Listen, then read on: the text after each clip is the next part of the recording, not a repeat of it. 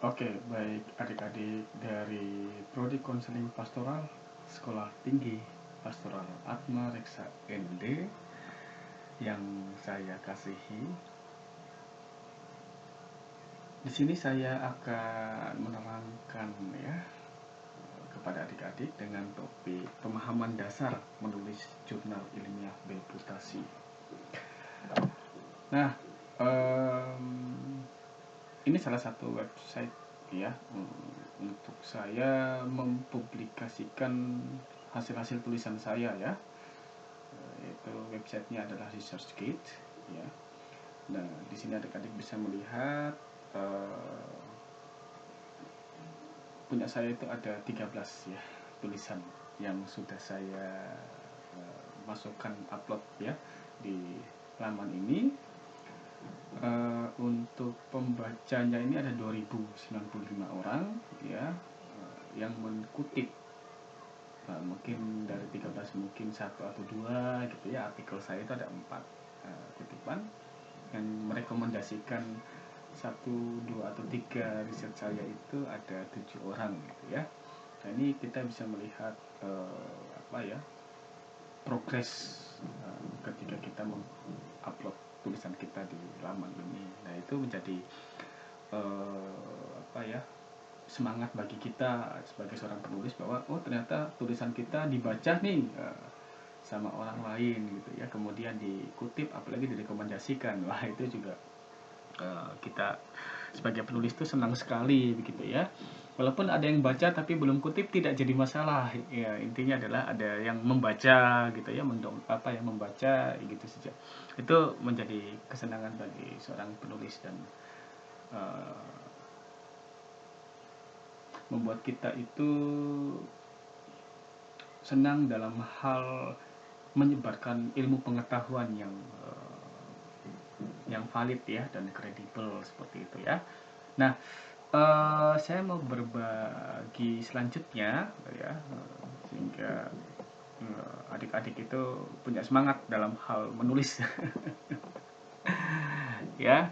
Nah, di sini saya sudah menuliskan beberapa penelitian yang adik-adik bisa lihat ya. Ini penelitian pertama saya, ini terkait dengan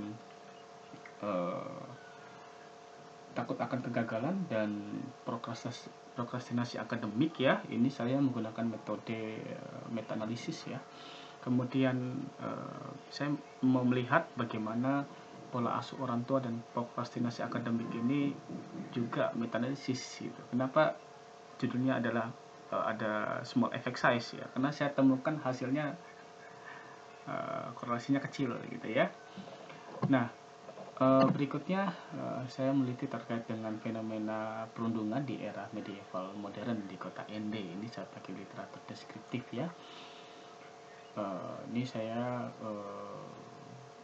berhasil menemukan definisi dari bullying sihir dan aspek-aspeknya atau karakteristik perilakunya ya. Ini masih dalam proses dipublikasikan di jurnal Disputare Psikologi Unipa Maumere ya, masih dalam proses.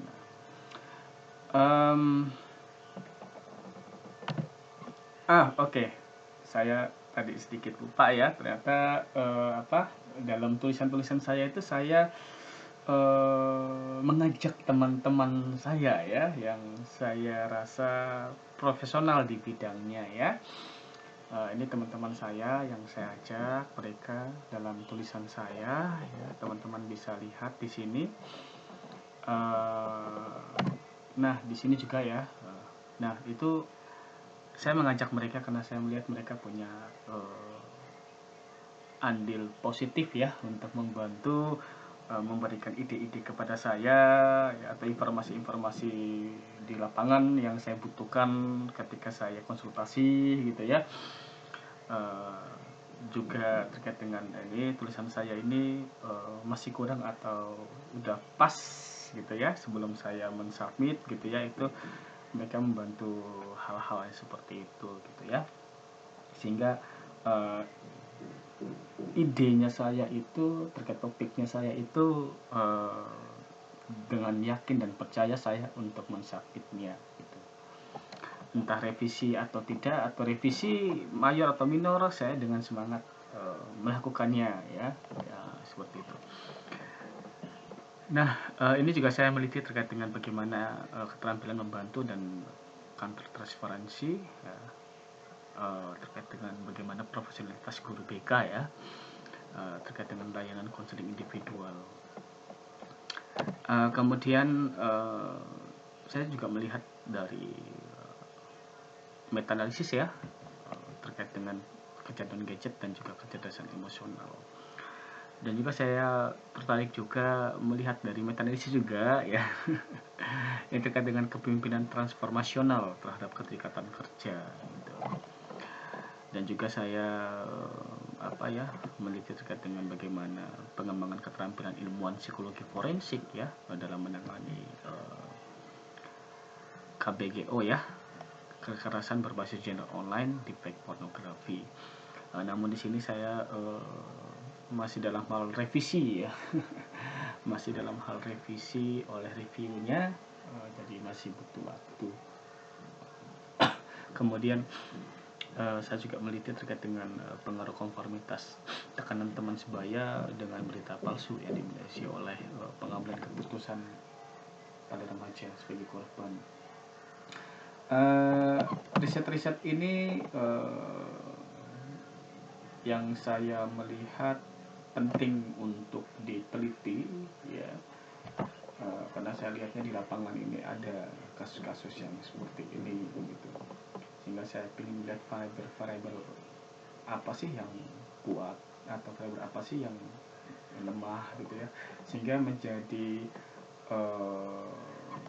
saran bagi peneliti selanjutnya untuk melakukan penelitian ulang gitu ya, atau melakukan penelitian ulang atau melakukan penelitian terbaru seperti itu, entah ambilnya dari independent variabelnya atau ambil dari dependent variabelnya gitu ya. Nah,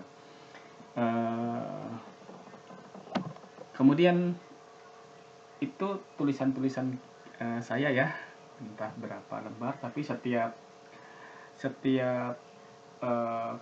kampus itu punya aturan ya, ada yang maksimalnya adalah 15 halaman, minimalnya adalah 8 halaman ya, ada yang maksimalnya 18 halaman ya, dari judul ya sampai dengan daftar pustaka gitu ya, itu sudah dengan totalnya adalah 18 halaman ya. Jadi bagi kita sebagai seorang penulis memang punya semangat sekali dalam hal menulis, tentunya seperti itu ya.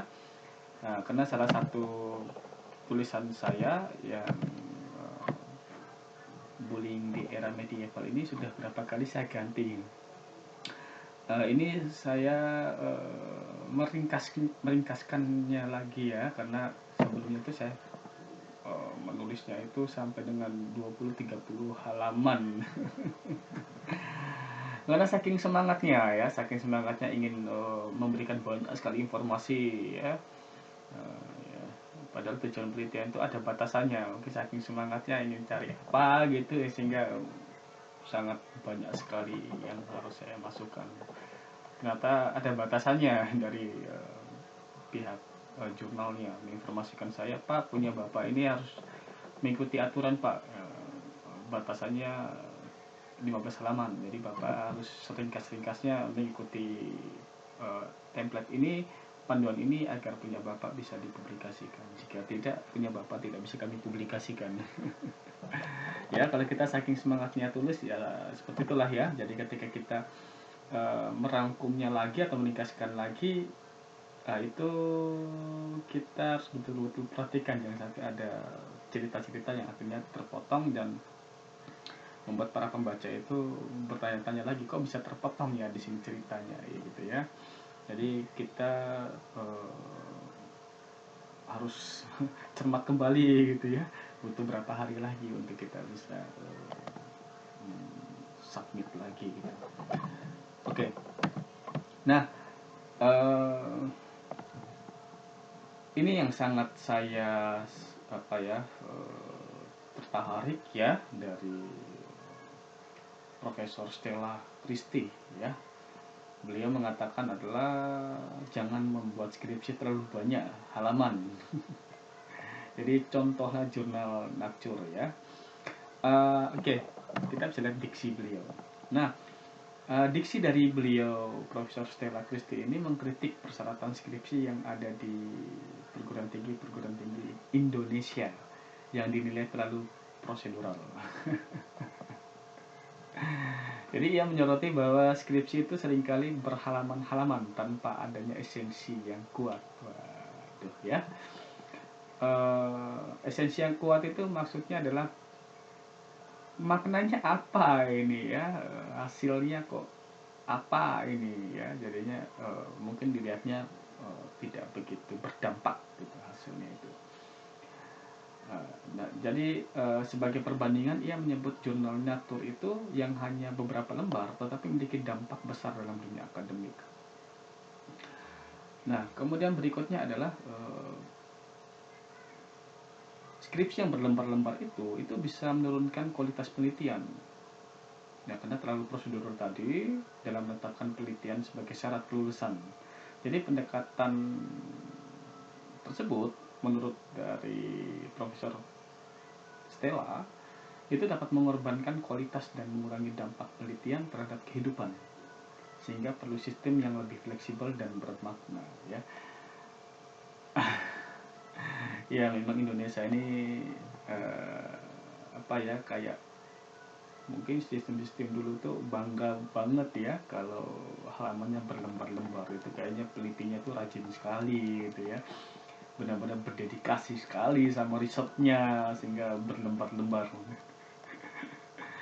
Ya, mungkin Anda punya paham seperti itu gitu ya. Nah, ini kita beda dengan pemahaman dari Cina, Bu Profesor Stella. Jadi orang Cina itu mungkin pemikiran mereka sudah, dalam artian pemikiran mereka sudah maju ya, sudah maju. Kita Indonesia ini masih proses-prosesnya gitu ya.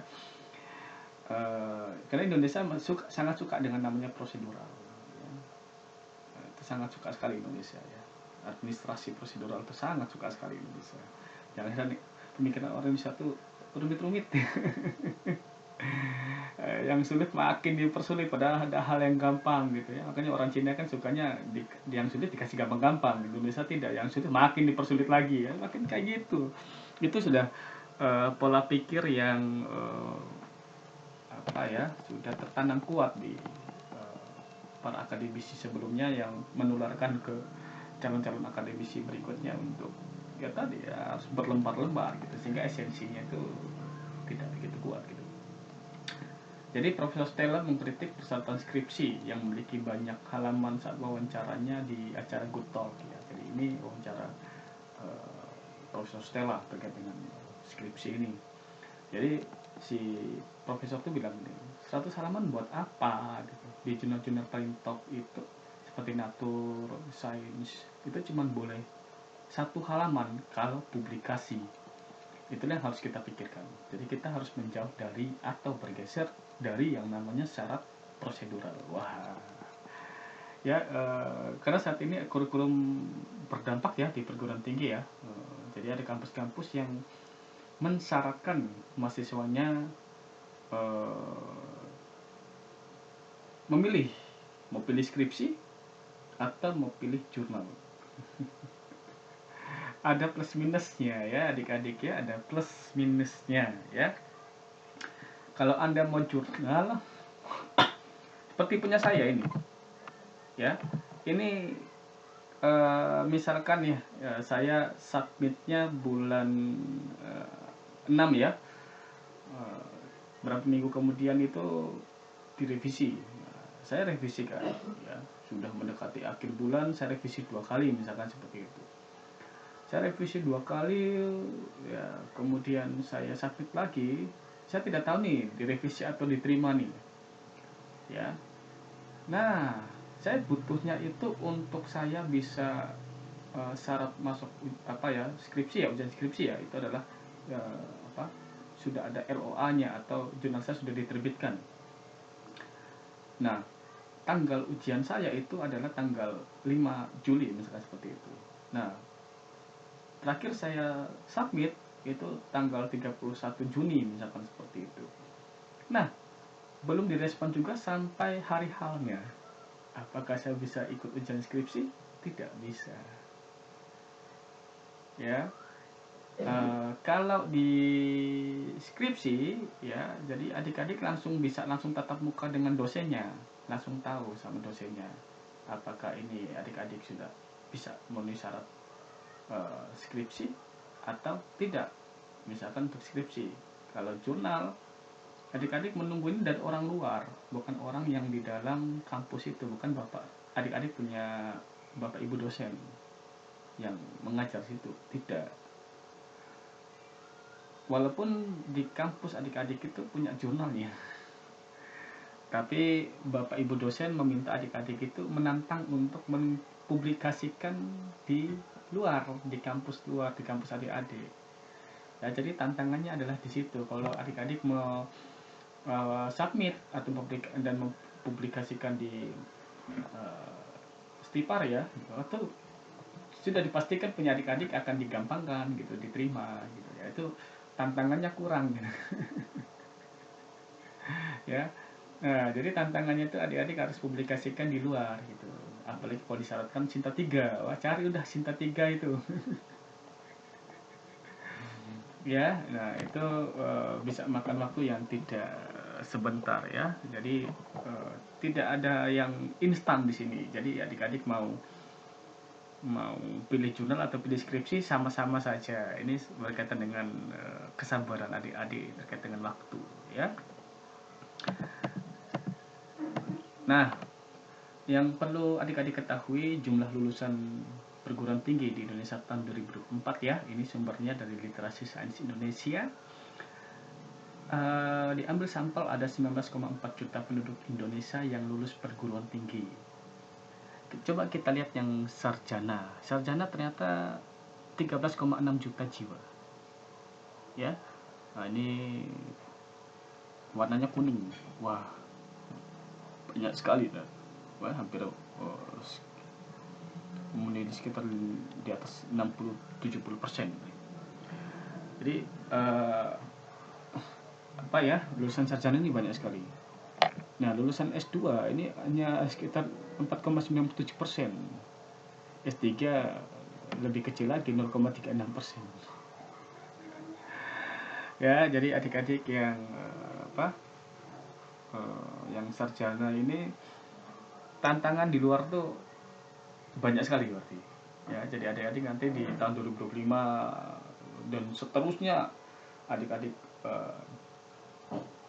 3 atau 2 tahun lagi skripsi itu sudah makin banyak itu lulusan sarjananya itu ya. Jadi ketika adik-adik lulus, wah, ya, adik-adik akan harus banyak bersaing dari beragam perguruan tinggi yang ada di Indonesia untuk adik-adik bisa diterima di perusahaan tersebut gitu ya, untuk bekerja ya. Apalagi kalau misalkan adik-adik lihat lamaran butuhnya hanya 1 orang yang kasih masa lamaran di tempat kerja itu, ketika adik-adik cari tahu yang kasih masa lamaran 100 orang.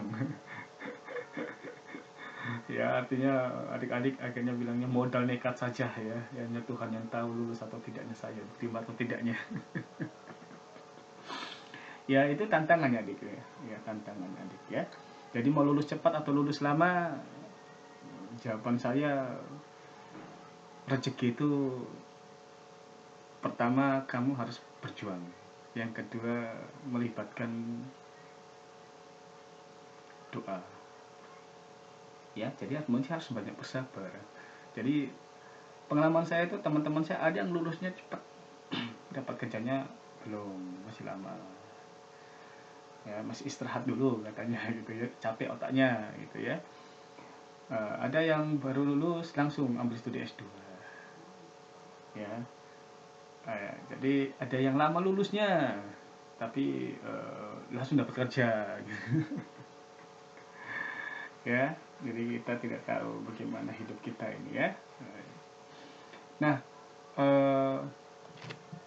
adik-adik bisa lihat di sebelahnya itu ya, ada diksi mahasiswa baru sama mahasiswa akhir.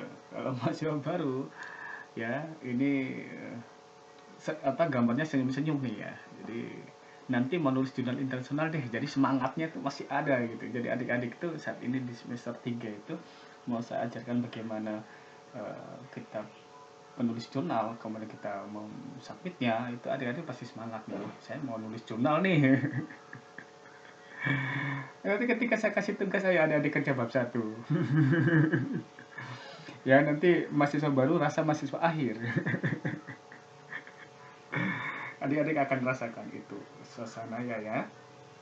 Suasananya itu adalah mahasiswa baru rasa mahasiswa akhir, walau baru semester 3 sudah saya minta untuk menulis jurnal karena kita harus publikasikan di bulan Januari 2026. Maka tetap semangat ya untuk menulis jurnal. Mau belajar toh? Nah, kalau mau belajar maka semangat untuk menulis jurnal. Oke, terkait dengan menulis jurnal tadi, gitu ya. Ini publikasi jurnal ini antara dosen sama mahasiswa siapa yang lebih wajib? Siapa yang lebih wajib? Nah, ini dosennya tularkan pikiran pusingnya ya. Nah, si dosen ini uh, publikasi jadi syarat kenaikan jabatan fungsional. Jadi untuk kenaikan jabatan fungsional dosen nih ya, jadi lebih integritasnya lebih dilihat gitu ya. Kemudian terfokus pada kualitas dan reputasi jurnal. Nah, lalu terakhir adalah sering menulis dengan tim riset atau hibah penelitian. Jadi riset juga bisa mendapatkan dana ya untuk dosen. Nah, mahasiswa pentingnya apa nih kalau mahasiswa? Kalau mahasiswa itu jadi syarat kelulusan. Waduh ya, kalau di Stipar membuat jurnal itu jadi syarat kelulusan, siap adik-adik? Ya ada di ketar-ketir di sini ya. Ya, jadi ketar-ketir. Nah, kalau tidak mau ketar-ketir ya belajar memang dari sekarang gitu ya, agar ketika nanti skripsi diminta jurnal itu sebagai syarat kelulusan, adik-adik tidak perlu khawatir itu ya. Kemudian lebih fokus pada akses jurnal yang sebidang dan terjangkau ya. Kemudian banyak yang menulis dari hasil skripsi ya. Jadi skripsi lalu dijadikan jurnal gitu ya. Jadi versi tebalnya adalah skripsi, versi tipisnya adalah jurnal ya, ringkasan. Jurnal itu ringkasan ya. Kalau skripsi itu udah prosedural tadi ya, dari judul ya, abstrak gitu ya, latar belakang tuh ada pendahuluan ya, tujuan penelitian, manfaat penelitian dan sebagainya. Kemudian bab 2 ya, ada teori ya, landasan teori. Itu macam-macam lagi ya di bagian prosedur bab 2-nya. Bab 3-nya metodologi penelitian dan segala macam. Bab 4 dan seterusnya sampai ke referensi gitu ya. Nah, terkait dengan jurnal ini ketika mau menerbitkan ya. Jadi kalau untuk dosen itu atau mahasiswa juga akan merasakan, orang melihat di atas itu ketika adik-adik itu jurnalnya publish, wah senang nih, publish, oke, dia bagus. Dan adik-adik sudah kerjakan memang dari sekarang, bulan Januari publish, dosen-dosen bilang adik-adik sudah bisa lulus skripsi nih, yakin ya 100% semuanya lulus dengan skripsi A gitu ya. Nah itu yang dilihat oleh teman-teman yang lain, teman-teman kamu dan segala macam, dosen-dosen juga lihatnya, wah oke nih gitu ya, bisa lulus cepat nih gitu ya, 3,5 tahun udah lulus.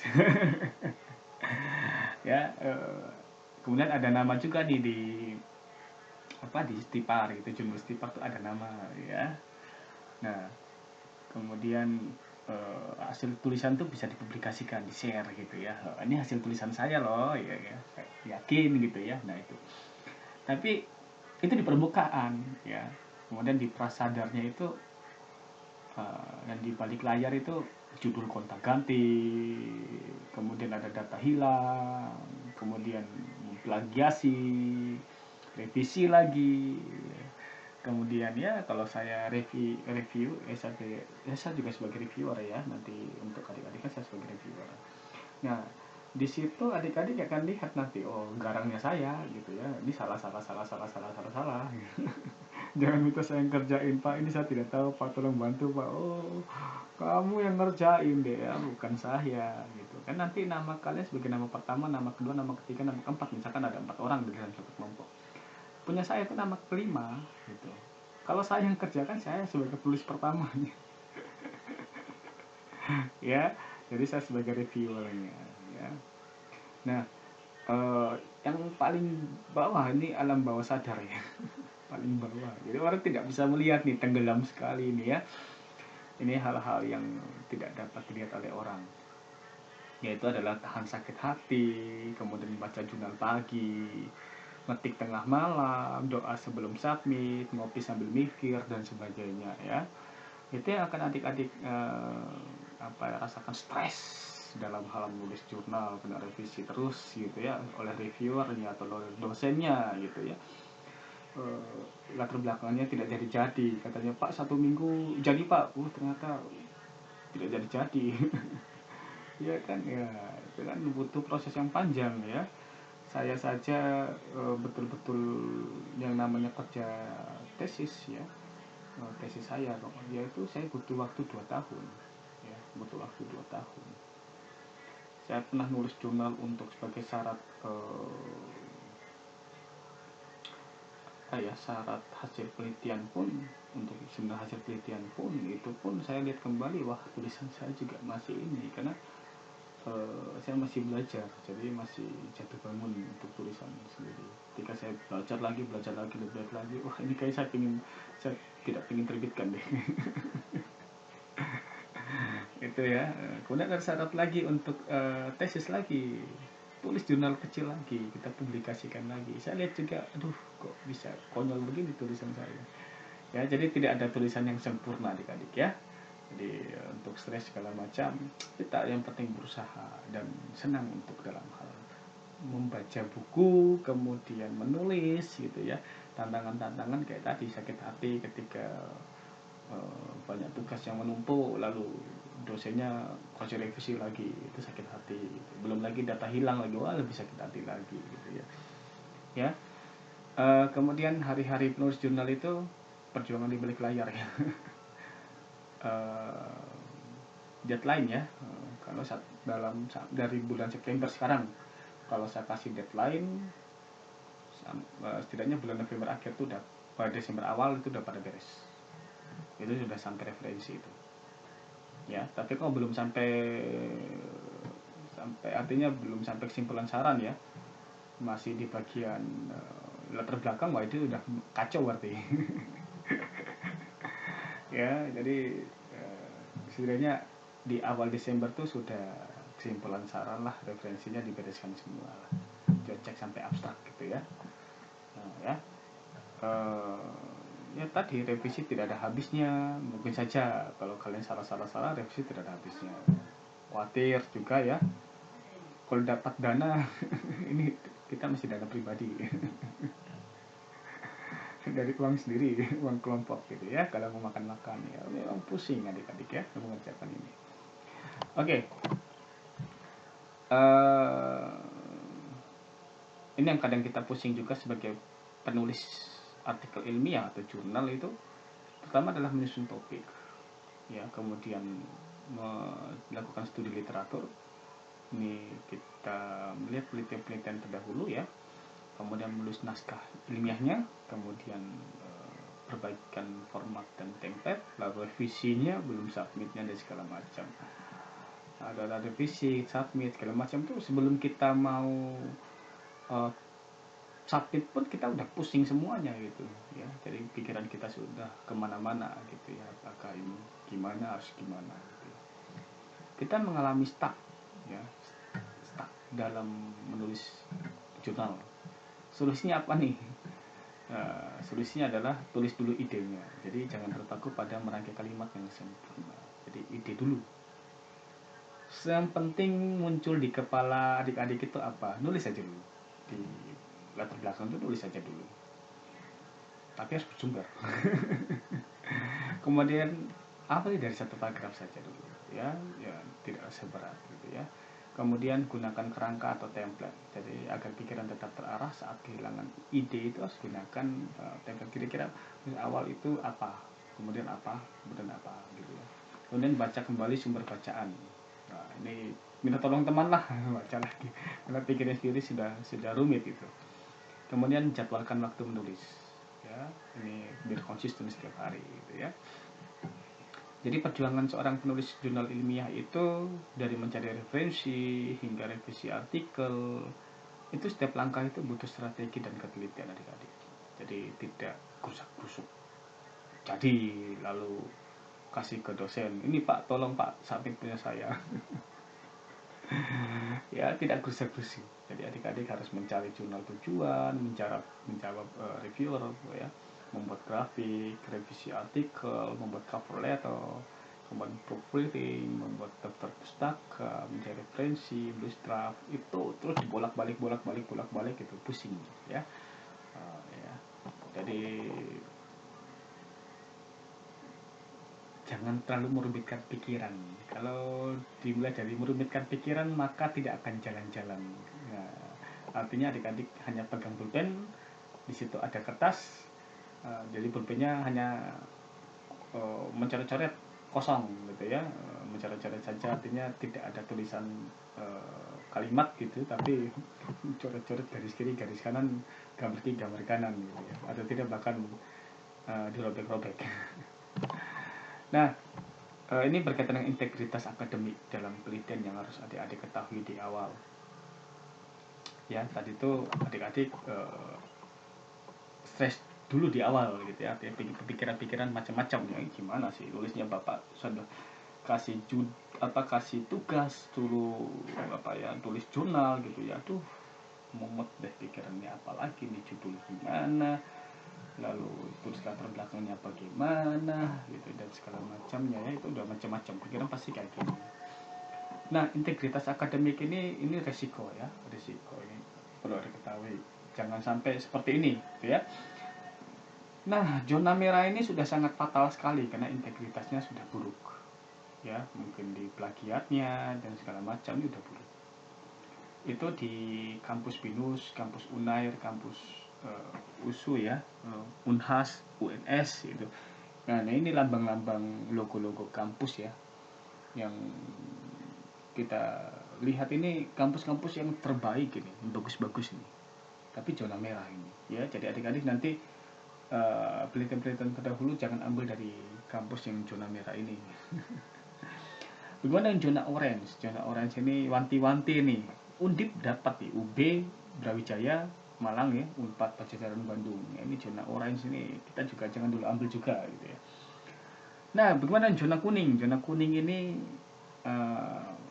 aman. Nah, dia masih aman, masih bisa diterima, risikonya sedang.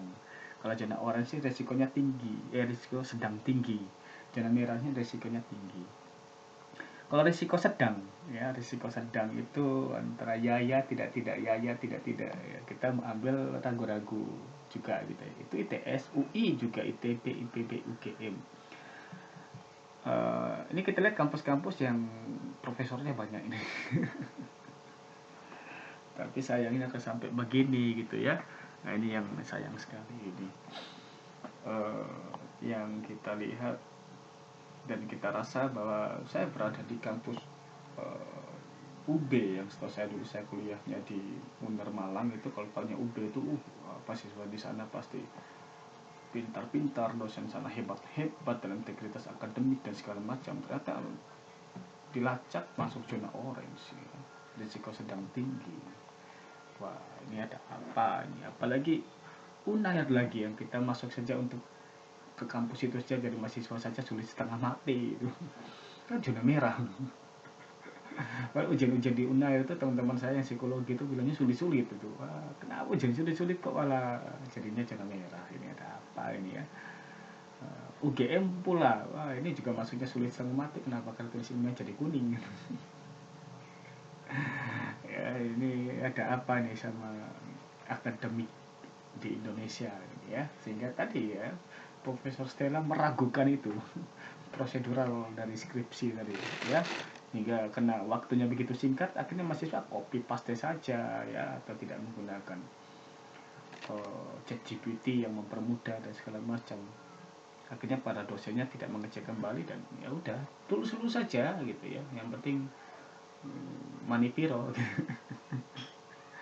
uang lancar, lulus lancar, akademis, artinya dari sisi apa ya, birokrasi akademiknya lancar gitu ya, intinya uang dulu gitu ya.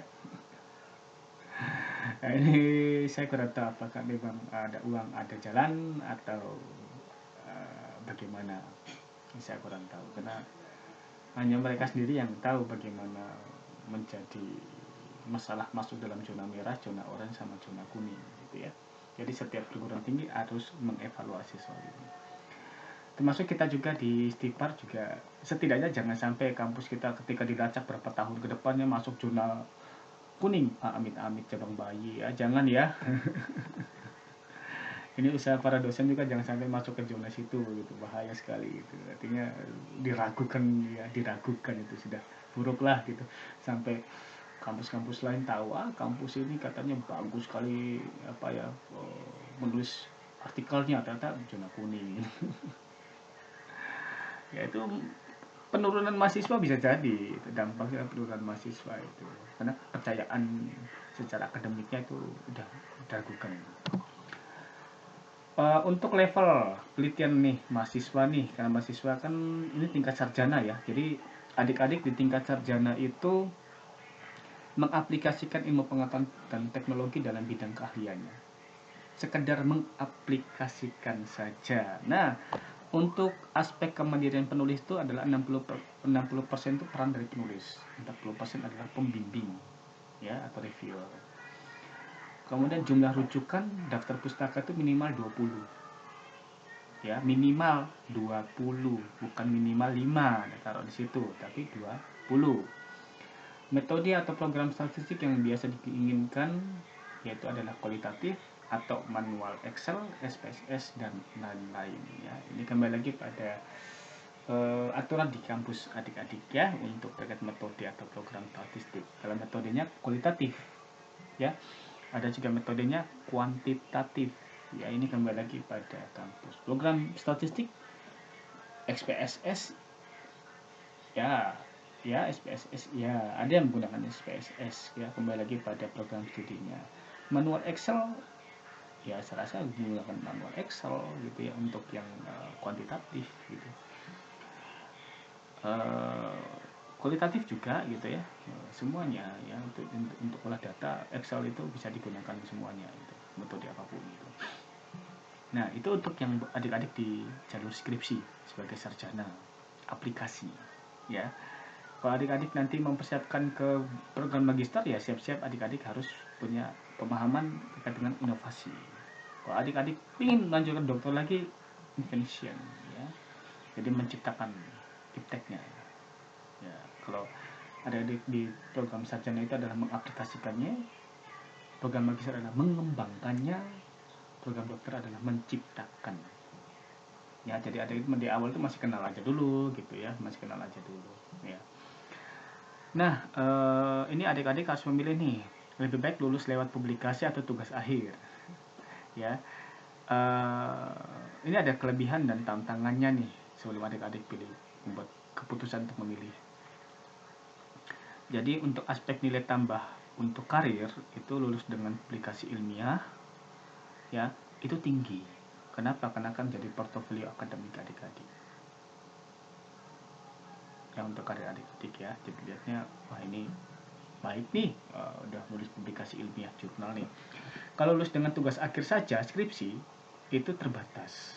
Jadi hanya memenuhi persyaratan kelulusan saja gitu ya. Kalau peluang lanjut studi atau beasiswa lebih besar untuk yang jurnal. Jadi sering jadi nilai tambah untuk seleksi. Kalau skripsi kurang kompetitif tanpa publikasi. Karena proses pengerjaannya jurnal ya lebih lama. Jadi ada proses revisi dan submit jurnal.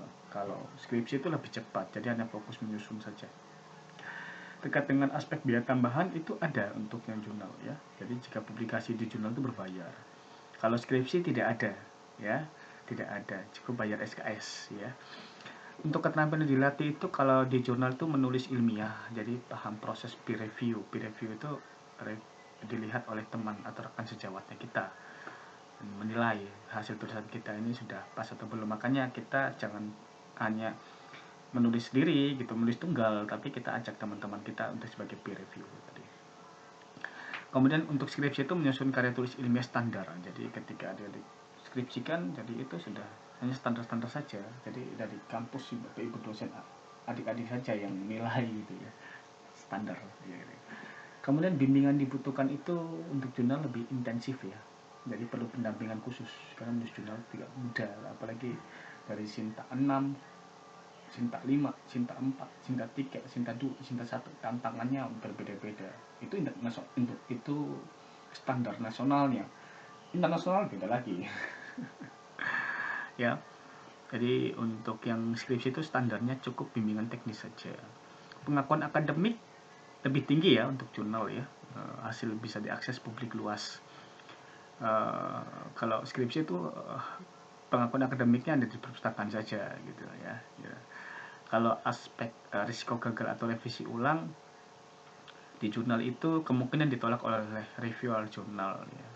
Kalau skripsi itu kecil, jadi dosen pembimbing cenderung membantu kelulusan. Jadi adik-adik mau pilih yang mana? Ya, kalau misalkan di Stipar itu ada syarat mau pilih jurnal atau pilih skripsi, silakan. Kebanyakan mahasiswa itu pilih harap gampang ya. Pak, saya mau lulus cepat Pak, gitu ya. Enak bener ya, tidak ada yang instan adik-adik ya, tidak ada yang instan. Jadi harus berusaha merayap dulu dari bawah. Jangan kalau misalkan kamu kerja itu rayap dari honor dulu, jangan tipe mau tetap gitu ya. Honor dulu ya. Dilihat kinerjanya baik, naik ke kontrak. Lihat kinerja baik, naik ke tetap. Nah itu kalau di swasta. Kalau negeri ya harus PNS ya. PNS ya jelas ada sekarang ada P3K kapal waktu, ada P3K penuh waktu, ada tetap ya.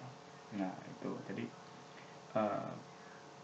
sorry, PNS itu pegawai negeri sipil ya, itu untuk tetap. Kalau ASN aparat sipil negara itu ada P3K paruh waktu dan P3K penuh waktu. Oke. Nah, masih S1 sudah nulis jurnal, manfaat apa yang dapatkan? Nah, jadi kenapa sekarang mata kuliah itu mewajibkan publikasi ilmiah? Karena dunia akademik itu tidak cuma soal mengerjakan tugas, tapi juga melatih critical thinking, kemudian meneliti dan menyampaikan ide-ide secara struktur. Jadi publikasi ilmiah bukan hanya beban tambahan ya, tapi nah ini ada poin-poin checklist penting nih yang perlu adik-adik ketahui nih. Jadi adik-adik akan terbiasa menulis secara ilmiah dan terstruktur, itu yang pertama. Jadi otak adik-adik tuh langsung ketika nulis judul dulu. Kemudian apa nih, latar belakang. Di latar belakang sendiri adik-adik sudah langsung terstruktur juga, apa sih yang harus adik-adik lakukan itu. Kemudian menambah portofolio akademik untuk beasiswa atau kerja. Kemudian sebagai sarana kontribusi nyata pada perkembangan ilmu pengetahuan. Nah, yang tidak luput adalah mengasah kemampuan literasi dan komunikasi ilmiah. Ya, jadi ini sangat kompetitif sekali dan sangat bermanfaat bagi adik-adik gitu dalam hal menulis jurnal. Jadi kalau namanya adik-adik jadi mahasiswa, ya seperti ini tugasnya adik-adik. Kalau tidak mau dikasih tugas seperti ini, ya jangan jadi mahasiswa. Cukup jadi siswa. Tidak berat, tidak capek pikirannya ya. Jadi kalau jadi mahasiswa itu lebih banyak bermain adalah di pikirannya ya. Di pikirannya ya, ide-ide. Ya. Karena ide itu tidak murah adik-adik. Karena ada di kuliah kan butuh ide tuh. Tidak murah tuh, bayar lagi uang kuliahnya. Ya, jadi adik-adik harus memberikan manfaatlah ke dalam otak adik-adik ya, mulai dari sejak dini sadar bahwa ternyata kuliah itu bukan hanya sekedar adik-adik mengerjakan tugas. Begitu ya. Nah itu harus dibangun pikiran awal adalah kuliah itu tidak hanya mengerjakan tugas. Oke. Nah itu yang dijelaskan saya secara ringkas tadi terkait dengan publikasi, manfaat dari publikasi ilmiah. Ini diksi-diksinya. Kalau sudah S2 silakan tulis jurnal ya. Kalau untuk berpikir kritis dan analisis dan sistematis silakan nulis jurnal. Untuk peluang karir yang baik silakan nulis jurnal, karena nilai tambah membedakan kita dari kandidat yang lain ya. Karena apalagi kita bergerak di bidang penelitian, teknologi dan pendidikan, itu sangat menghargai kandidat yang mengalami publikasi ilmiah. Ya, kalau adik-adik dalam dunia pendidikan, ya dalam dunia pendidikan itu sangat dihargai itu. Kalau di perusahaan-perusahaan yang lain, artinya perusahaan-perusahaan yang lain itu HRD mungkin melihat dari sisi itu juga, tapi kalau menurut HRD sayang sekali kamu di sini, kamu lebih cocok jadi peneliti, ya. Jadi dosen saja gitu. Kalau sini kamu lebih ke praktisnya. Tapi bagaimana kita menjelaskan itu dari riset yang kita lakukan itu, jurnal yang kita tulis itu bisa berguna diimplementasi di lapangan, tidak harus menjadi dosen tapi menjadi menjadi orang yang ahli dalam bidang di lapangan gitu ya, untuk mengimplementasikan itu. Praktisi ya, maksud saya adalah praktisi. Oke. Manfaat mempublikasikan jurnal itu meningkatkan visibilitas dan dampak penelitian. Jadi dimaksudkan di sini adalah mempublikasikan jurnal itu fokus pada literasi sains. Ini menjangkau audiens yang lebih luas, termasuk akademisi dan praktisi. Ini adik-adik tadi bisa lihat di yang saya tampilkan ya di website ResearchGate itu, yaitu yang saya menjangkau audiens yang lebih luas tadi ya. Kontribusi pengetahuan terkait dengan teman baru, betul. Kemudian jaringan ya, kemudian kebijakan berbasis bukti. Jadi hasil-hasil penelitian itu kita publikasikan, itu digunakan oleh pembuat kebijakan untuk merumuskan kebijakan yang lebih efektif dan berbasis bukti. Yang paling penting adalah di situ. Jadi penelitian kita itu harus punya dampaknya berada di poin 4 itu. Jadi kalau misalkan di poin 1, 2, 3 ini bisa-bisa saja, tapi poin 4 ini itu adalah mengapa dilihat dari citasinya gitu ya, kemudian membacanya. Jadi kalau misalkan membaca itu kan audiensnya kan beragam ya.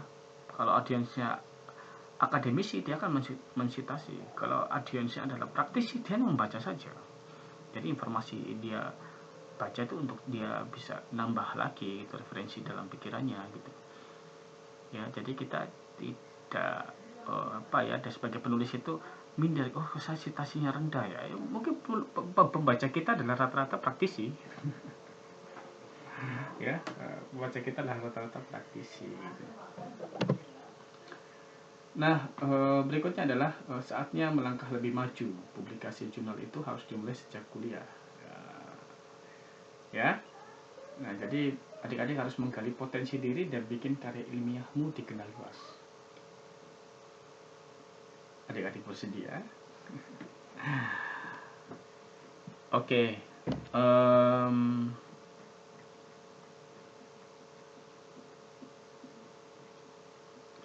Saya rasa sampai di sini dulu ya untuk saya menjelaskan di awal ya terkait dengan menulis karya tulis ilmiah, yang mana tadi saya memaparkan di awal terkait dengan website, salah satu website adik-adik bisa berdaya gunakan untuk mengembangkan visibilitas dan dampak penelitian ya, sehingga